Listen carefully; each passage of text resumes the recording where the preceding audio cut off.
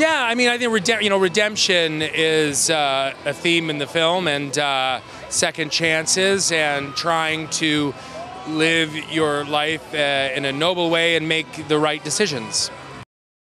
It was a lot of fun, and I loved working with Adam McKay, who I worked with before on Anchorman, although this was in a different kind of way, but I really enjoyed it. And Paul, can you tell us how it felt to go up against an Avenger and how you feel about the prospect of potentially joining that team?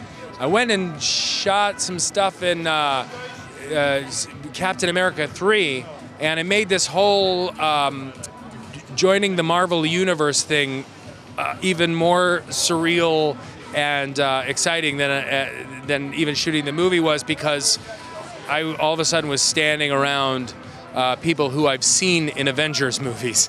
It was really cool. Well, I grew up with, my parents are British. I've loved, as a kid, I would watch Monty Python and Fawlty Towers, and now Chris Morris. I love Matthew Berry. I love Matthew Holness, Richard Ayoade, Olivia Colman, Peter Serafinowicz. Do you feel bad if you leave anyone out? Well, it's a pretty huge list. Coogan is the genius. There's so many people, and I know that I'm leaving people out, but David Walliams, Matt Lucas. I'm a big fan of Stephen Merchant, Ricky Gervais. I could keep going. I could go to do this throughout the entire movie. Start by telling us about the challenges of integrating a character as unique as Ant-Man into the wider Marvel Cinema universe. Well, yeah, it's a big responsibility. I felt it because I read Ant-Man comics as a kid. I loved Ant-Man, and I love those characters, so I felt a real responsibility to make the movie version of them as great as possible.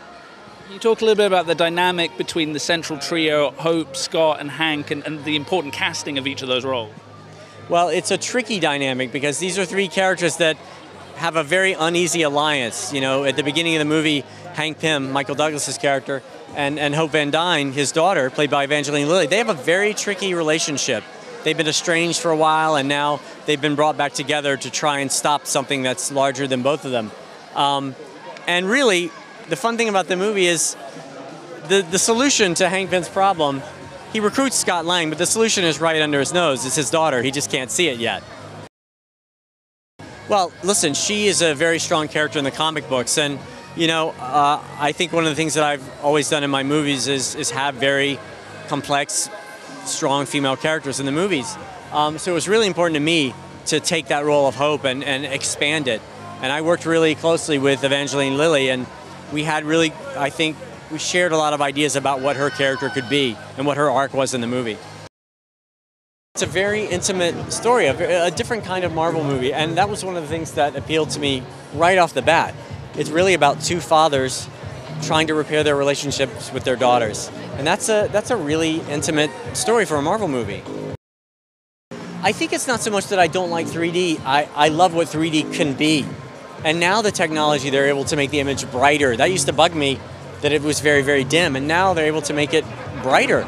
And also, this movie, I think, if there was ever a movie designed to be 3D, it's Ant-Man, because we're playing with issues of scale and perspective, and it's so suited to 3D, it really enhances it. Particularly the first time that Scott Lang shrinks down in the movie, he's standing in a bathtub, and I take the camera, we go down with him, and we wrap around, and in 3D, it's crazy. Can you tell us a little bit about what it was like working with Paul Rudd and the legend that is Michael Douglas? Yeah, I mean, both those guys are, champs in their own right. It was a little bit intimidating on twofold. Number one, like the dramatic side of Michael Douglas, and then also, Paul being so great at comedy. It was really I was nervous every day, but people seem to like it, so I'm stoked about that. Tell us a bit about your character, Luis, and what fans can expect from the film overall, because it's a little different from the rest of the Marvel Universe, I think it's fair to say. It's basically some people are saying that I'm the comic relief. In my mind, I was supposed to relay messages and, set things up and be the info man. But sometimes it turns out differently, But I'm one of the gang that helps with the heist. I didn't audition for it. I was lucky enough to be offered the part. but it didn't. It expanded. Actually, to be honest, I was lucky. Knock on wood. This is steel. But it was. You can use my head. Yeah, it was. It was good fortune, for it to get bigger, and that's what's awesome about working with Marvel. Like, I put in a lot of work on this character, and try to make it, as fun-loving as possible. I did something similar to this before, but it wasn't quite the same. And but it's this happy-go-lucky guy, and I basically did it for my son. Really, like, I wanted to make him laugh, and I'll do the goofiest things just to make the guy laugh.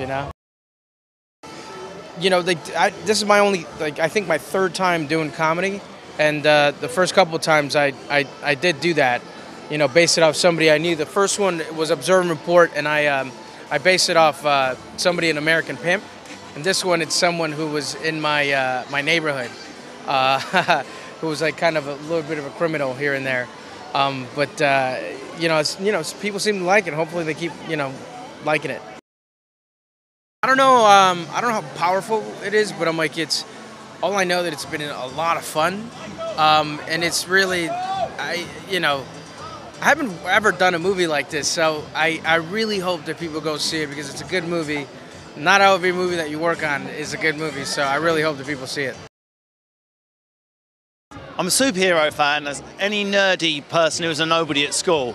We're addicted to things where you transform and temporarily become a superhero. So, yeah, this is even better because this guy shrinks and then kicks ass. Is that a power that you'd like to have? Do you think it would be a useful power to have? There's not many men who would choose to shrink as a superpower, put it that way. Obviously, it's got a fantastic cast as well. I mean, Paul Rudd, Michael Douglas, are you fans of any of them in particular? Michael Douglas particularly. I can never forget his ass pounding away in Fatal Attraction. It's scarred on my childhood consciousness.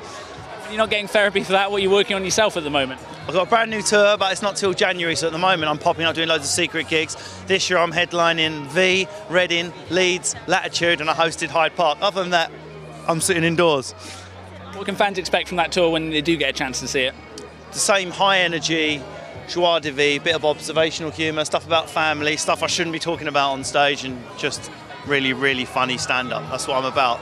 I'm also wearing a suit now, and she's up the duff. There you go. I don't know. I mean, obviously, this is a Marvel film, and it's got a lot of humour in it. Do you think that's part of the secret of Marvel's success with the superhero genre, that they've managed to inject and keep that light tone? Well, the best superheroes always have lashings and lashings of irony and self-awareness. That's why James Bond, he might not be Marvel, but he's one of the ultimate superheroes, if you like, because he's always done with that humour and panache. And the more irony there, the more longer they seem to live. Look at Spider-Man. I mean, he's so camp. You've got to have a sense of humour about that. You're a Marvel fan, are you looking forward to it? I'm a huge Marvel fan. Every single film that I've seen by Marvel is wonderful so far. I just cannot wait to see Paul Rudd and how he attacks this role. It's one of the most anticipated films of the year for me, definitely. Of course, Ant-Man's power is a little bit unusual even within the Marvel world. Is it a power you'd like to have? Would you like to be able to shrink yourself down? If I could shrink myself down, no. It's probably not the coolest of all the Marvel powers. I think I'd rather go with Iron Man. He's probably the coolest for me, or Hulk, obviously. But it would be interesting just for the day to see what it would be like to be this big and to be able to kick ass like he does. Of course, I mean, it's got a fantastic cast. The legend that is Michael Douglas coming our way right this moment. What do you think of him? What makes him such a screen icon, do you think? It's just amazing. I can't believe that he's doing a film like this. I think his reasons for doing this film, this movie, are wonderful because of his children. He's just behind me. I can hear people calling his name. And he brings that excitement to any movie, if you know what I mean. He's an icon, and I think what he adds to any movie is a wonder, and it's a pleasure to be in the same cinema as him, to be honest. When you're not watching great films, what are you working on yourself at the moment? I'm working on Surprise Surprise for ITV at the moment, and a few other things that are coming up as well, which are quite exciting, that I can't talk about. But at the moment, I'm doing a very lovely job, giving lovely people a wonderful experience through ITV Surprise Surprise.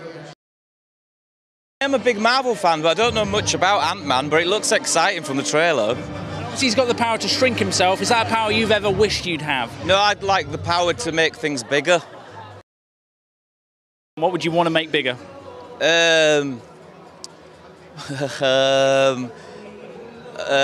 Just my whole being, I suppose, just to be a little bit taller.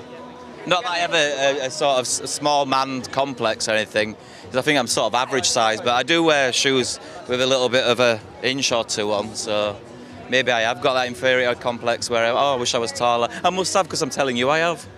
You're telling the world you have to be. Hello world, I wish I was taller, I wish I was a baller. And what else are you working on at the moment when you're not trying to make yourself taller? At the moment I'm working on a 90-minute special about Back to the Future. Through the keyhole, and I'm writing the second series of the sketch show, which will merge into doing Celebrity Juice at the same time. I'm desperate for a holiday. Obviously, the Back to the Future special means a lot to a lot of people. Why do you think that film does mean so much to so many people? I suppose it's just a great concept, going back in time and going to school with your dad, and hopefully not falling in love with your mum, even if she's as fit as Leah Thompson. And they show it at Christmas all the time, and it's just a fantastic film. What have you been doing for that special? What kind of things are fans going to get a chance to see? We've been visiting locations, we've done a lot of recreations, we've interviewed a lot of top-notch people, Bob Gale and some of the casts and stuff, and we've got a lot of super fans in there, and a lot of talking heads from famous people that really enjoy Back to the Future. Looking forward to the film? Yes, I am very much so looking forward to the film, yeah. Are you a big Marvel fan? I am, yeah. I love superhero movies. I think they're amazing. I've loved them since I was a kid, and I'm very excited for this one. Do you have a favourite superhero, and if so, why? Oh, I don't know, do I? I think Buffy, does she count as a superhero? Maybe. She absolutely does. I mean, it's interesting that you pick one of the few kind of celebrated female heroes. Why do you think there seems to be still that imbalance? We don't see as many sort of female superheroes in films and on TV. I think because a lot of the superhero ideas came at a time when women were not seen to be particularly powerful, and now we're proving that we are very powerful, and hopefully we'll see more female superheroes coming in films and other media soon. About seeing more stuff. Where are we going to see you next? What have you been working on lately? I'm doing Endeavour at the moment, an ITV series. I'm very excited to have joined the cast of that, and I think that will be on sort of early next year. Tell us a bit about where you fit into that, your character. I play WPC Shirley Truelove. It's the first character I've had with a job, which is very exciting. And I'm joining the force in Oxford to fight some crime. Look forward to that. We feel safer already. Do you have a message for fans before you leave us? Oh gosh, do I? No, I'm not eloquent enough to have any sort of message.